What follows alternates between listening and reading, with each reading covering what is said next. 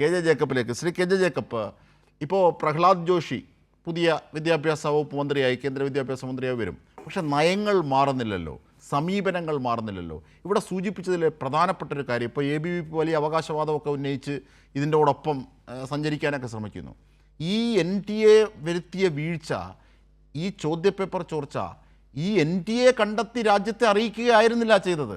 നമ്മുടെ കുട്ടികളെ കൊണ്ട് ഫുൾ കൈ ഷർട്ട് ഇടരുത്, തൊപ്പി വെക്കരുത്, പൊട്ടുകുത്തരുത്, ഇതൊക്കെ പറഞ്ഞ് അവരെ ഇങ്ങനെ ട്രോമയിലാക്കി പരീക്ഷയിലേക്ക് കയറ്റിയിട്ട് ഇതേ NTA ഉള്ളിൽ നിന്ന് ഈ സംഭവങ്ങളൊക്കെ ചോർന്നു പോകുന്നു. അതിൻ്റെ ഉത്തരവാദിത്വം ഈ കുട്ടികൾ തന്നെ വഹിക്കണം അത്രേ.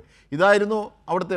ഈ ചോർച്ച പോലും കണ്ടെത്തിയത് NTA അല്ല, പുറത്തുനിന്ന് വളരെ അബദ്ധത്തിലുണ്ടായ ഒരു സാധ്യതയിൽ മാത്രമാണ് ഇത് പുറത്തേക്കെത്തിയത്. ഇല്ലായിരുന്നുവെങ്കിൽ ഈ ഡിസർവ് ചെയ്യാത്തവർ, ഇത് അർഹിക്കാത്തവരൊക്കെ ഇതിനകത്തേക്ക് കടന്നു കയറി ഇതൊരു വലിയ അഴിമതിയായി തുടർന്നു പോകുമായിരുന്നു.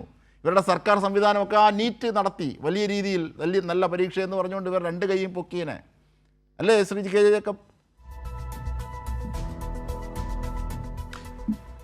ഇതിൻ്റെ അകത്തുള്ള ഒരു പ്രശ്നം, ഈ നമ്മൾ ഇപ്പം ഈ ധർമ്മേന്ദ്ര പ്രധാന രാജ്യം എന്തിനാണ് ആവശ്യപ്പെടുന്നത്? ഇന്ത്യയിൽ ഇതാദ്യമായിട്ടല്ലല്ലോ ഈ പേപ്പർ ചോർച്ച, ചോദ്യപേപ്പർ ചോർച്ച ഉണ്ടാകുന്നത് എന്ന് RSS, BJPയും ABVPക്കാരും അടക്കം നിരന്തരം ചോദിച്ചുകൊണ്ടിരുന്നൊരു ചോദ്യമാണ്. അതിൻ്റെ അകത്തൊരു വ്യത്യാസം ഗോകുൽ ഞാൻ കണ്ടത്, അതായത് നമ്മൾ ഇതിനു മുമ്പുണ്ടായിരുന്ന ചോദ്യപേപ്പർ ചോർച്ചകളുടെ ഒരു പ്രത്യേകത എന്നുള്ളത്, ഇപ്പം 2024 ചോദ്യപേപ്പർ ചോർച്ച ഉണ്ടായി. എങ്ങനെയാണ് അതുണ്ടായത്? അതുണ്ടായത് ഈ ചോദ്യപേപ്പർ സൂക്ഷിച്ച ഒരു ബാങ്കിൻ്റെ ലോക്കറിൽ നിന്ന് ഈ തട്ടിപ്പുകാരായ മനുഷ്യർ പിന്നെ ആ ചോദ്യപേപ്പർ അവിടുന്ന് ചോർത്തിയെടുത്ത് അവരിത് വിറ്റ് പൈസ ഉണ്ടാക്കുകയാണ് ചെയ്തത്. ഇപ്രാവശ്യം പക്ഷേ എന്താ ചെയ്തത്?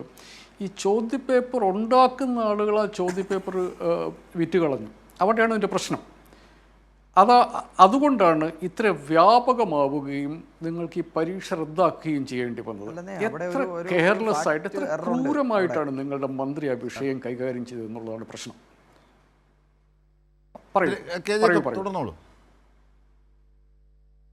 പറയൂ.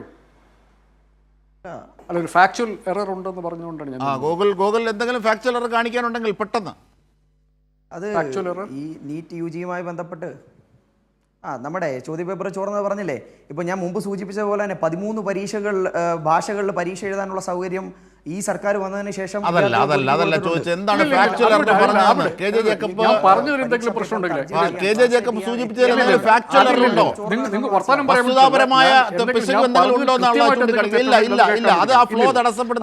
സ്ഥിരം നമ്പറാണ് ഗൂഗിൾ അവിടെ വെയിറ്റ് ചെയ്യൂ പ്ലീസ്. സ്റ്റേറ്റ്മെന്റ് അല്ല ഞാൻ പറഞ്ഞത് ഇപ്രാവശ്യം നടന്നത്, അതായത് ഈ താൽക്കാലിക ഒരു ഉദ്യോഗസ്ഥനൊരു താല്പര്യമില്ല. അവർ മുഴുവൻ ഡെപ്യൂട്ടേഷനിൽ വരുന്നതാണ്. കുറേ കോൺട്രാക്ട് എംപ്ലോയീസ്, കുറേ കോൺട്രാക്ട് എംപ്ലോയീസ്, കുറേ ഔട്ട്സോഴ്സ് ചെയ്ത ആൾക്കാർ. നിങ്ങളൊന്ന് ആലോചിച്ച് നോക്കണം. 65 ലക്ഷം വിദ്യാർത്ഥികൾ, നീറ്റ് പരീക്ഷ, IIT JEEയുടെ മെയിൻ പരീക്ഷ, കോമൺ യൂണിവേഴ്സിറ്റി എൻട്രൻസ് എക്സാമിനേഷൻ, നീറ്റിൻ്റെ NET, UGC NET, CSIR NET, നമ്മുടെ രാജ്യത്തെ എല്ലാ പ്രധാനപ്പെട്ട സർവകലാശാലകളിലേക്കും വിദ്യാഭ്യാസ സ്ഥാപനങ്ങളിലേക്കും എത്തുന്ന എല്ലാ പ്രധാനപ്പെട്ട എൻട്രൻസ് എക്സാമിനേഷൻ നടക്കുന്ന ഈ സ്ഥാപനത്തിൽ ഉത്തരവാദിത്തപ്പെട്ട ഒരു ഉദ്യോഗസ്ഥനില്ല. എന്ത് കെയർലെസ് ആയിട്ടാണ് ഇവരിത്. ഒരാകെ ഉള്ളത് നമുക്ക് ഉറപ്പിച്ച് പറയാൻ ഒരു IAS ഉദ്യോഗസ്ഥനുണ്ട്. അയാൾക്ക് മാത്രമാണ് IAS ഡയറക്ടർ ജനറൽ ലെവലിലെ ആൾക്കാർ മാറിക്കൊണ്ടിരിക്കും. അത് നമുക്ക് മനസ്സിലാക്കാം. ഒരു IAS ഉദ്യോഗസ്ഥനൊഴികെ ബാക്കി മുഴുവൻ ആൾക്കാരും എവിടെ നിന്നോ വന്ന് എങ്ങോട്ടോ പോകുന്ന ആളുകൾ.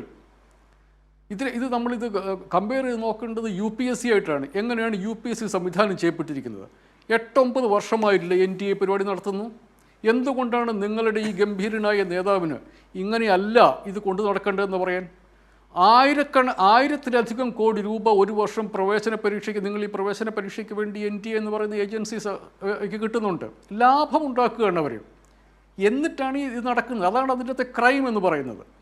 ഇത്ര ഉത്തരവാദിത്തരഹിതമായി ഈ സംവിധാനം കൊണ്ടു നടന്ന് ഇത് കഴിഞ്ഞ് ആദ്യത്തെ വർഷമാണ് നടക്കുന്നതെങ്കിൽ നമുക്ക് മനസ്സിലാക്കാം. ഇത് ഇപ്പോൾ 9ാമത്തെ വർഷം, 2017 തുടങ്ങി 9ാമത്തെ വർഷമായി. ഇതിനകത്ത് ആ സംവിധാനം, ആ ഏജൻസി ഇതിനകം കൊള്ളാവുന്ന ഒരു സംവിധാനമായി മാറേണ്ടതായിരുന്നു.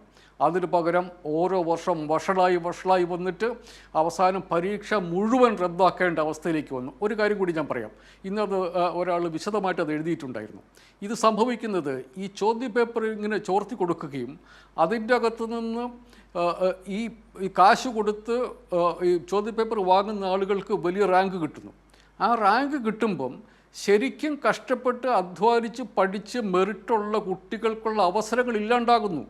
കാൽക്കാശിന് കൊള്ളാത്ത ആളുകൾ ഡോക്ടർമാരായിട്ട് വരുന്നു. അതാണിപ്പോൾ സംഭവിച്ചത്. ഇത് ഇങ്ങനെ ഒരു നമ്മുടെ നാട്ടിൽ കാണുന്ന കൊച്ചു പരീക്ഷ പേപ്പറിൻ്റെ ചോദ്യപേപ്പർ പോലെ അല്ലിത്. ഇത് ഇവർക്കറിയാവുന്നതാണ്.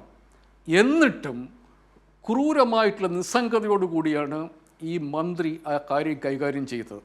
അദ്ദേഹം, ഈ മന്ത്രി എന്ന് പറയുന്ന കഥാപാത്രം നമ്മുടെ പ്രധാനമന്ത്രിയുടെ വർത്തമാനം വല്ലപ്പോഴെങ്കിലും കേട്ടിട്ടുണ്ടായിരുന്നെങ്കിൽ, അതായത് നമ്മുടെ ജനസംഖ്യയുടെ പകുതിയിലധികം പേര് 30 വയസ്സിൽ താഴെയുള്ളവരാണ്, അവരാണ് നമ്മുടെ ഡെമോഗ്രാഫിക് ഡിവിഡൻഡ് മോദി ഇടയ്ക്കിടയ്ക്ക് പറയാറുണ്ടല്ലോ, അതെങ്കിലും കേട്ടിട്ടുണ്ടായിരുന്നെങ്കിൽ ഒരു മിനിമം ഉത്തരവാദിത്വത്തോടു കൂടി അദ്ദേഹം ഇത് ചെയ്യില്ലായിരുന്നു.